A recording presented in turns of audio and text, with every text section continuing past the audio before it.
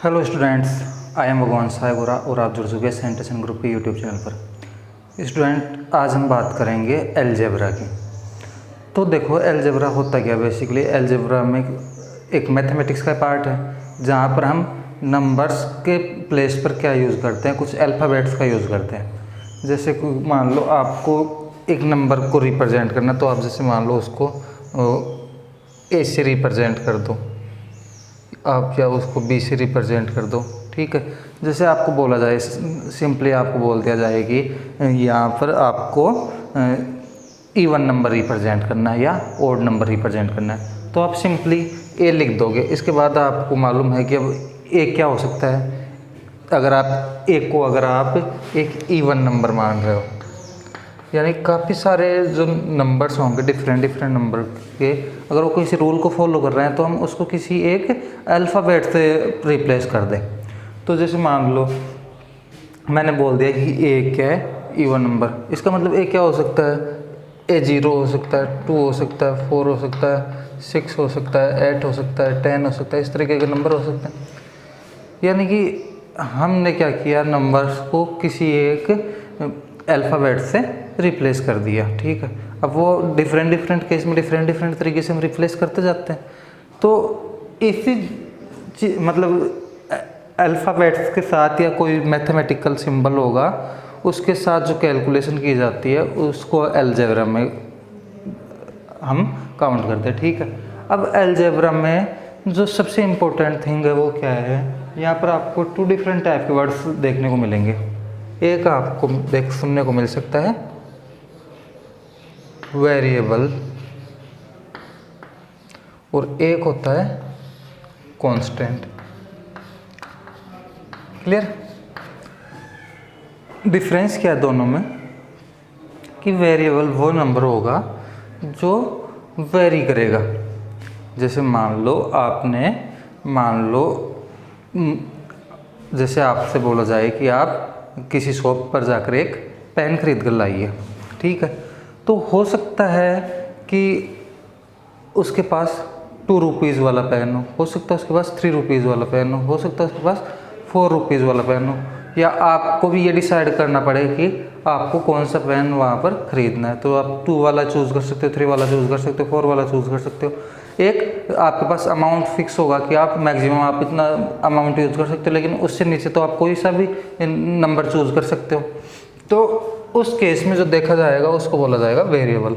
लेकिन आपको इस तरीके से बोला जाए कि आपको 5 रुपये वाला पेन ही लेकर आना, आपको 5 रुपीज़ वाला पेन ही वहाँ से ख़रीदना है, तो फिर वो किस चीज़ में आ गया, वो हो गया कांस्टेंट। यानी कि एक बार उसने निश्चित कर दिया कि आपको इसी रेट पर लाना है।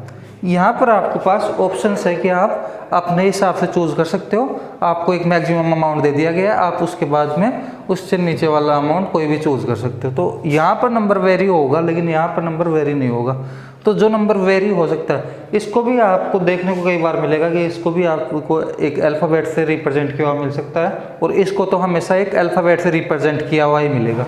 ये तो हमेशा ही क्या होगा, एक अल्फ़ाबेट से रिप्रेजेंट किया हुआ ही मिलेगा।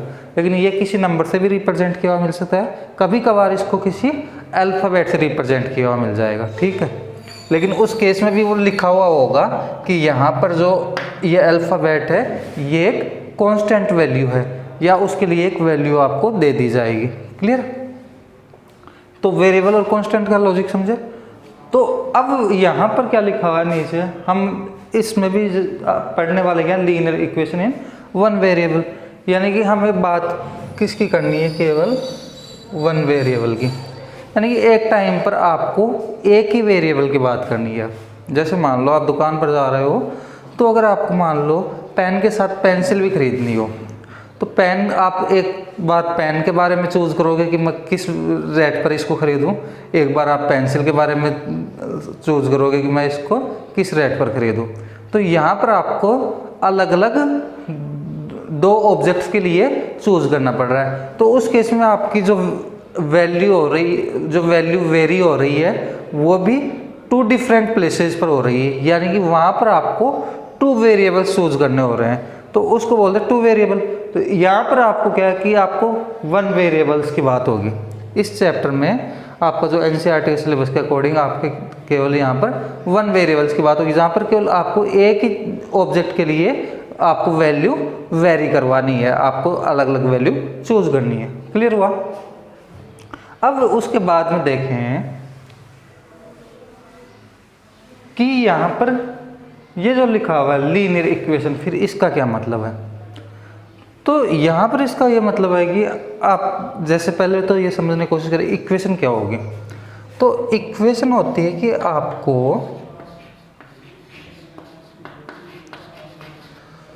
जैसे मान लो यहाँ पर देखो आपके पास मान लो कोई वैल्यू दे दी जाए 50, ठीक है, और यहाँ पर इधर में हुआ आपके पास कि आपको 50 रुपीज़ में पेन खरीदने हैं, कितने? 5 पेन, ठीक है। उसके बाद यहाँ पर आपको 5 पेन खरीदने हैं और यहाँ पर मैं लिख देता हूँ केवल 5 पेन्स, और इसके बाद में यहाँ पर उसकी वैल्यू, यहाँ पर क्या होगी उसकी वैल्यू, ठीक है, कि आपको एक पेन कितने का खरीदना है, ठीक है। तो इस केस में आप यहाँ पर इसको कोई एक अल्फ़ाबेट से रिप्रेजेंट कर दो, कि मान लो आपने x से रिप्रेजेंट कर दिया, कि हमने वैल्यू को किस से रिप्रेजेंट कर दिया? x से। लेट अज्यूम रेट या वैल्यू ऑफ 1 ऑब्जेक्ट, ठीक है, इज इक्वल टू x। हमने ये x अज्यूम कर लिया, ठीक है।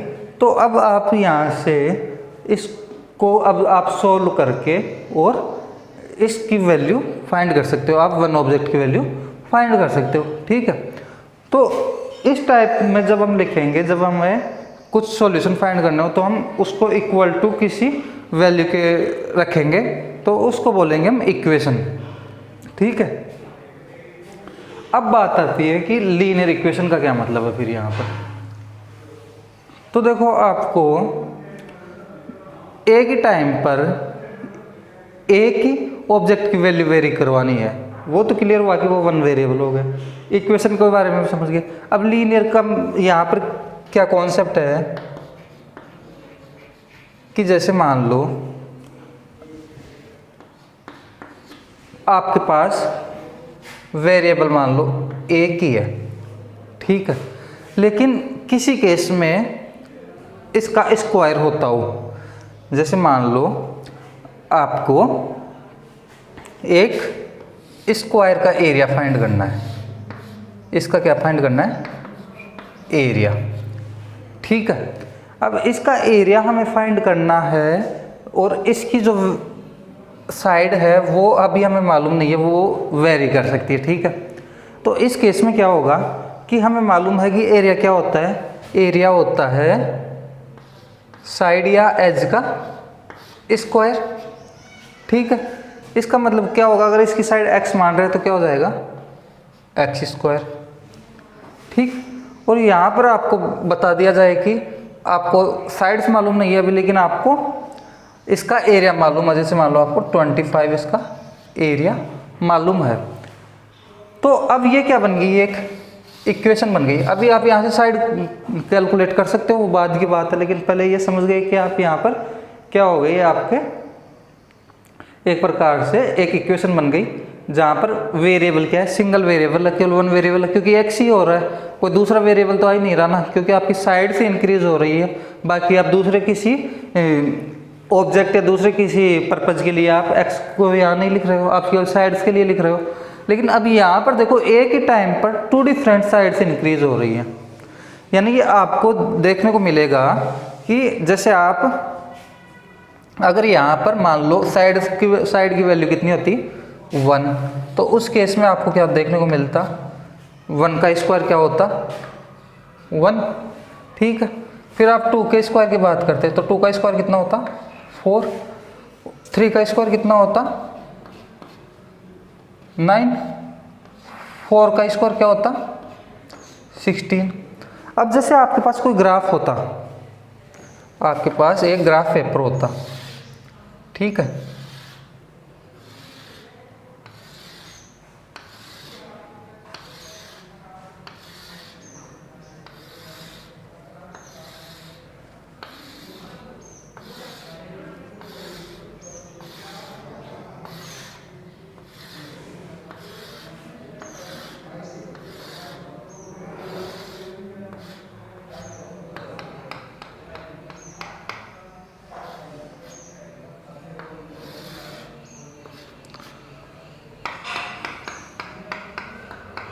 तो यहाँ पर देखो इस ग्राफ पेपर पर जैसे मान लो 0 यहाँ पर है, उसके बाद क्या आता 1, और 1 साइड इधर भी इंक्रीज हो रही, 1 साइड ऊपर भी इंक्रीज हो रही, तो उस केस में क्या होता यहाँ पर 1 और यहाँ पर 1, तो एरिया आपका क्या हो जाता 1। ठीक है। फिर जैसे आप साइड 2 पर चलते, किस साइड पर चलते 2 पर, यह भी किसकी बात हो गई 1 की, तो 1 पर एरिया कितना मिला आपको 1। लेकिन अभी साइड क्या कर दूं मैं 2 कर दूं, तो उस केस में मुझे जो एरिया मिल रहा है वो कितना मिल रहा है 4। कितना मिल रहा है 4, यानी कि 1 2 3 एंड 4। और उसके बाद देखो कि यहाँ पर मैं 3 करता हूँ, साइड क्या करता हूँ 3, तो उस केस में देखो कहाँ पर जाकर मिलेगा 9 पर, 1 2 3 4 5 6 7 8 9। तो यहाँ पर आपको देखने को मिलेगा कि कुछ ग्राफ कंटिन्यू घूम रहा है, एक प्रकार से एक सीधी लाइन नहीं मिल रही अपने को, इस तरीके से एक सीधी लाइन नहीं मिल रही। ठीक है।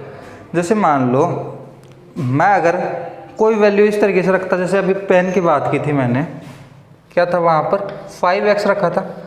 अब 5x में क्या होगा कि मैं अगर x की वैल्यू 1 रखूँगा तो उस केस में क्या होगा, मेरे पास जो टोटल वैल्यू होगी वो कितनी हो जाएगी 5। 2 रखूँगा उस केस में 10, 3 रखूँगा तो 15। ठीक है। अगर ये यहाँ पर मैं केवल 2x की बात करूँ, 2x लिखा हुआ होता तो उस केस में 1 के लिए क्या होता 2, 2 के लिए 4, 3 के लिए 6। अब यही चीज़ मैं वापस से यहाँ पुट करता हूँ, यही नंबर यहाँ पर पुट करता हूँ फिर से, तो देखना क्या देखने को मिलेगा आपको कि 0 के लिए तो 0 होगा ही, उसके बाद देखो 1 के लिए कितना है 2, 1 के लिए कितना है 2, 2 के लिए 4 और 3 के लिए 6। अब आप जब इनको मिलाओगे तो आपको एक सीधी लाइन यहाँ पर देखने को मिलेगी। जब आप इन पॉइंट्स को मिलाओगे तो आपको एक सीधी लाइन देखने को मिलेगी, इसलिए इसको क्या बोला गया लीनियर। लाइन से जो वर्ड आया वो उसको क्या बोला गया लीनियर। ठीक है।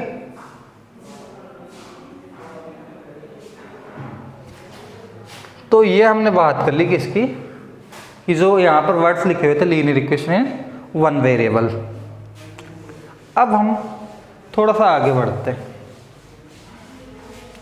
चीज़ें यहाँ तक क्लियर हो गई होंगी।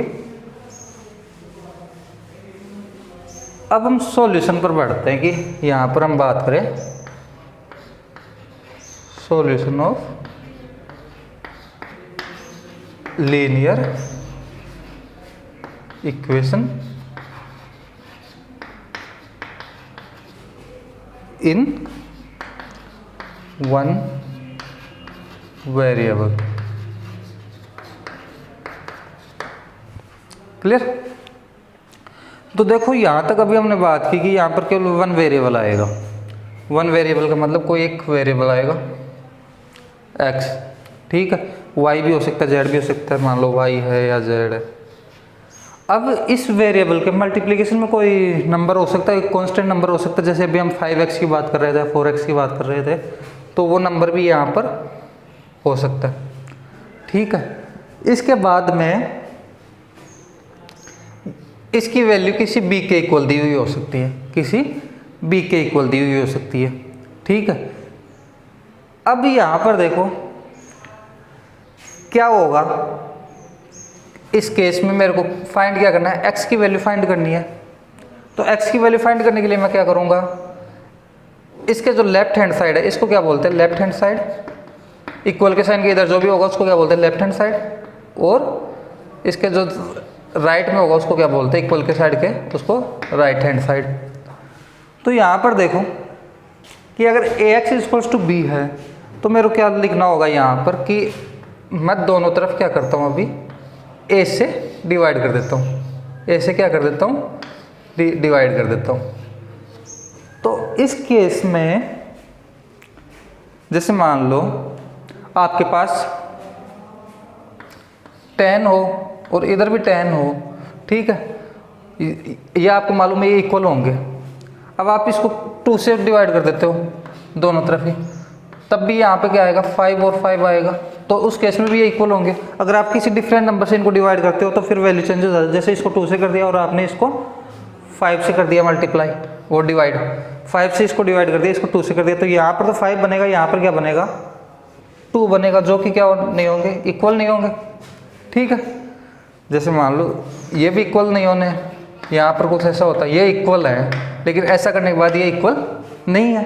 तो वैसे ही यहाँ पर आप सेम नंबर से आप डिवाइड करते हो तो कोई चेंज नहीं आता।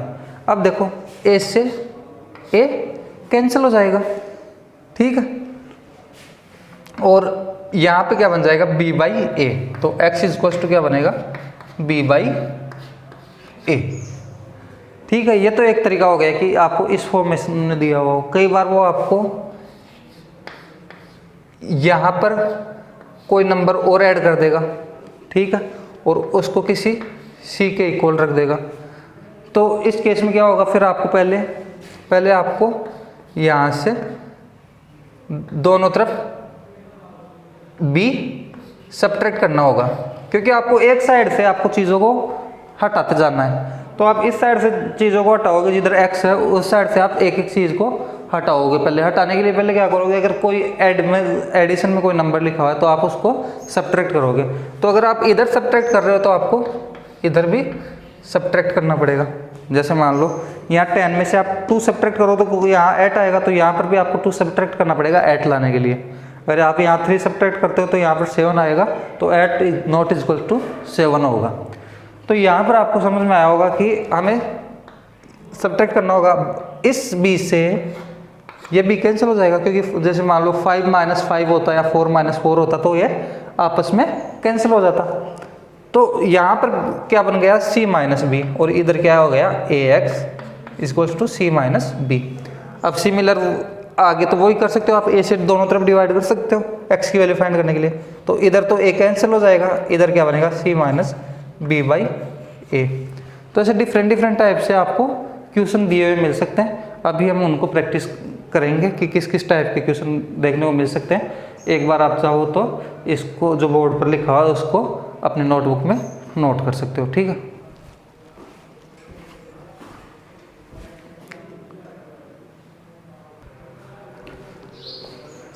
तो यहाँ पर देखो बोर्ड पर आपके सामने डिफरेंट जो आपके एनसीईआरटी में एग्जाम्पल्स है वो डिस्प्ले हो चुके हैं। इन्हीं के बेसिस पर आपको जो एक्सरसाइज 2.1 है वो आपको प्रैक्टिस करनी है, ठीक है। मैं ये एग्जाम्पल्स कैसे हैं वो बता देता हूँ, फिर आपको जो एक्सरसाइज में जितने भी क्वेश्चन हैं खुद से प्रैक्टिस करने हैं। तो यहाँ पर देखो कि पहला जो क्वेश्चन है वैसा हमने अभी देखा था क्या करना है हमें। यहाँ पर देखो क्या था, 2x माइनस 3 इक्वल्स टू 7 ऐसा लिखा हुआ है। अब मैंने बताया कि जब आपको एक एडिशन में कोई नंबर लिखा हुआ है, आपको ऐड करके कोई नंबर लिखा हुआ तो आपको उसको सब्ट्रैक्ट करना है। लेकिन अगर कोई सब्ट्रैक्ट करके लिखा हुआ तो फिर उस केस में क्या करेंगे, उस केस में हम उसी नंबर को ऐड कर देंगे। तो यहाँ पर देखो 2x minus 3 plus 3 equals to 7 plus 3, clear. इसके बाद देखो ये 3 से ये 3 कैंसिल हो जाएगा, और यहाँ पर 2x इक्वल्स टू 7 एंड 3 कितना हो गया, 10। अब क्या करना है आपको, 2 से दोनों तरफ डिवाइड कर देना है 2 को गायब करने के लिए। तो 2x divided by 2 equals to 10 by 2, clear. इसके बाद 2 से तो 2 कैंसिल हो जाएगा, और ये जो 10 है वो 5 टाइम हो जाएगा 2 का, तो x इक्वल्स टू क्या हो गया, 5। तो आपको यहाँ से ये चीज़ समझ में आ रही होगी कि हम ये क्यों कर रहे हैं, कभी ऐड कर रहे हैं, कभी सब्ट्रैक्ट कर रहे हैं, कभी डिवीजन कर रहे हैं। तो ये हम इनको नंबर्स को यहाँ से मैनिपुलेट करने के लिए कर रहे हैं, ठीक है। लेकिन क्या हम डायरेक्ट भी तो कर सकते हैं ना इन्हीं चीज़ों को। इन्हीं चीज़ों को हम डायरेक्ट करेंगे तो कैसे करेंगे कि सबसे पहले हम जो भी एडिशन में या सब्ट्रैक्शन में जो भी नंबर होगा, ठीक है, उस नंबर को हम जो वेरिएबल के साथ है, कोई भी एडिशन या सब्ट्रैक्शन कोई कांस्टेंट, तो उस कांस्टेंट नंबर को हम कांस्टेंट नंबर की साइड में लेकर जाएंगे। जैसे यहाँ पर कांस्टेंट नंबर है तो इधर वाला जो कांस्टेंट नंबर है उसको भी हम उधर लेकर जाने की कोशिश करेंगे, ठीक है। तो जैसे मान लो यहाँ पर 2x - 3 है, तो हम इस 3 को इधर लेकर जाएंगे। तो यहाँ से आपको समझ में आ रहा है कि इधर ये ऐड हो रहा है इसमें, यानी कि यहाँ पे अगर किसी नंबर के साथ अगर माइनस का साइन है, कोई सब्ट्रैक्ट हो रहा है, तो वो दूसरी साइड में जाकर क्या होगा, ऐड होगा। और अगर इधर कोई ऐड हो रहा है तो वो दूसरी साइड में जाकर क्या होगा, सब्ट्रैक्ट होगा। तो हम पहले तो क्या करते हैं कि किसी भी नंबर को अगर दूसरी साइड में लेकर जाते हैं तो एडिशन वाले नंबर को सब्ट्रैक्ट करते हैं और सब्ट्रैक्ट करने वाले नंबर को उसको ऐड करते हैं। तो यहाँ पर देखो 7 + 3, इतना क्लियर हुआ। अब देखो ना आपकी स्टेप कितने कम होंगे, वो ऑब्जर्व करते जाना आप कि 2x = 7 + 3, क्लियर। अब उसके बाद देखो कि यहाँ से अब मुझे ये जो 2 है इसको भी उधर लेकर जाना है। तो 2 को इधर लाते हैं तो क्या होता है, ये डिवीजन में जाता है। क्या होता है, डिवीजन में जाता है, क्योंकि 10/2 करना पड़ेगा हमें। तो इसके लिए हमें जो मल्टीप्लिकेशन में उसको डिवीजन में भेजना पड़ेगा। तो हमें हमेशा ये भी ध्यान रखना है कि कोई मल्टीप्लिकेशन में नंबर होगा वो डिवीजन में जाएगा और कोई डिवीजन में होगा तो वो मल्टीप्लिकेशन में जाएगा। तो यहाँ से x = 7 + 3 / 2, या इसको ऐड करके लिख दो 10/2, और यहाँ से आपको क्या मिल जाएगा, x = 5। तो ये चीज़ आपके लिए और आसान हो गई। आप जब अभी ये जैसे आपके जो बुक में आपको देखने को मिलेगा वो ये वाला मेथड मिलेगा, लेकिन आपको मैक्सिमम टाइम कोशिश करनी है आपको इस मेथड से करने की, क्योंकि ये आपका टाइम बचाएगी, ठीक है। और अगर आप कंपटीशन एग्ज़ाम में अगर अपियर हो रहे हो उस टाइम तो आपको यही करना होगा वहाँ तो, क्योंकि वहाँ तो आपको ऑप्शंस चूज़ करने होते हैं। यहाँ तो आपको फिर भी थ्योरेटिकली पूरा लिखना होता है।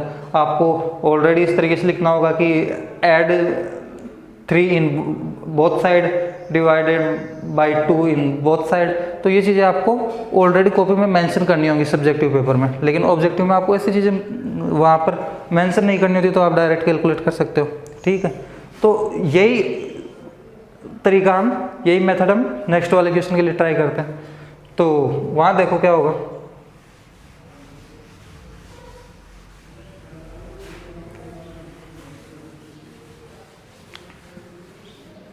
इस वाले केस में देखो ये 9 इस साइड में जाए तो 2y = 4 - 9, और y = 4 - 9 कितना होता है, 4 - 9 होता है -5 / 2, क्लियर।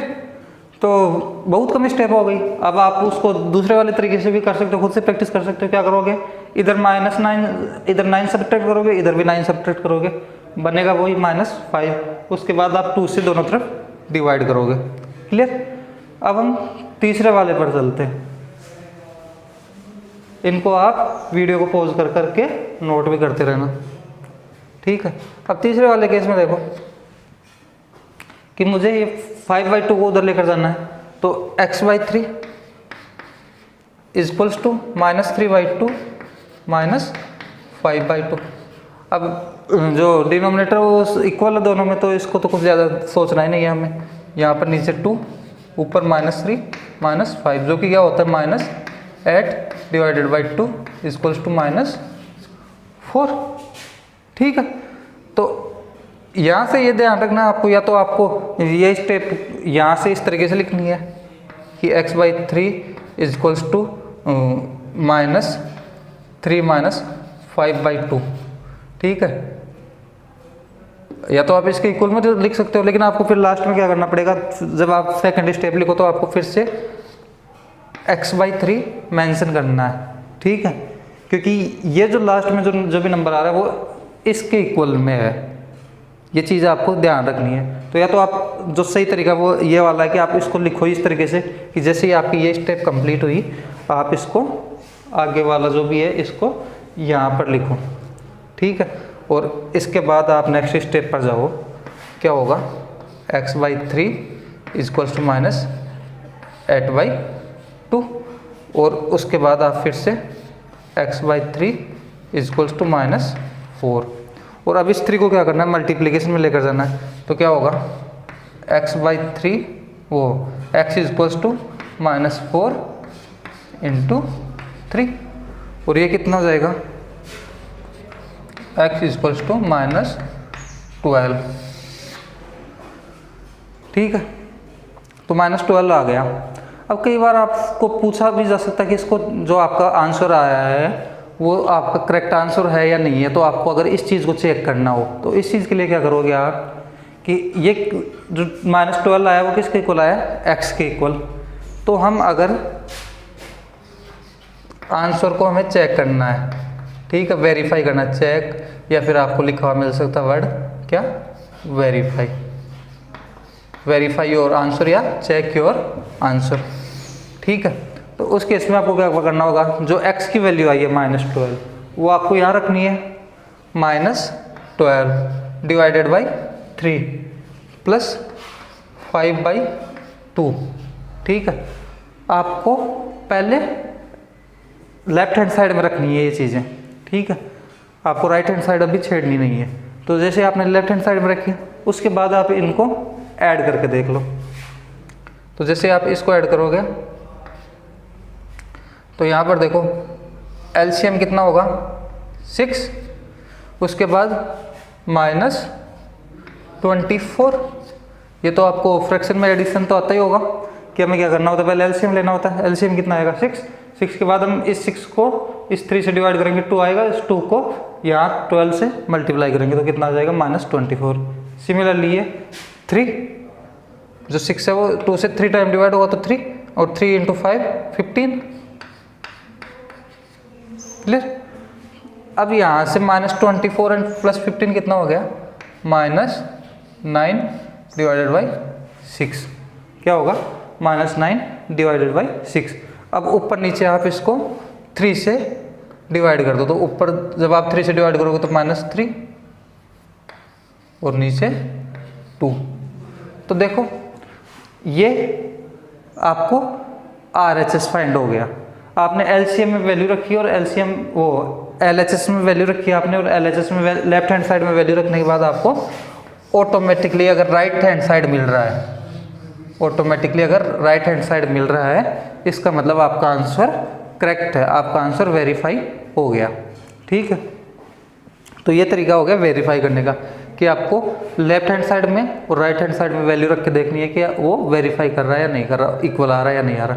कई बार आपको लेफ्ट हैंड साइड में भी जैसे इधर 2 टर्म्स है वैसे लेफ्ट हैंड साइड में भी 2 टर्म मिल सकती हैं, वेरिएबल भी मिल सकता है, तो आपको उधर भी सेम चीज़ें करनी होंगी।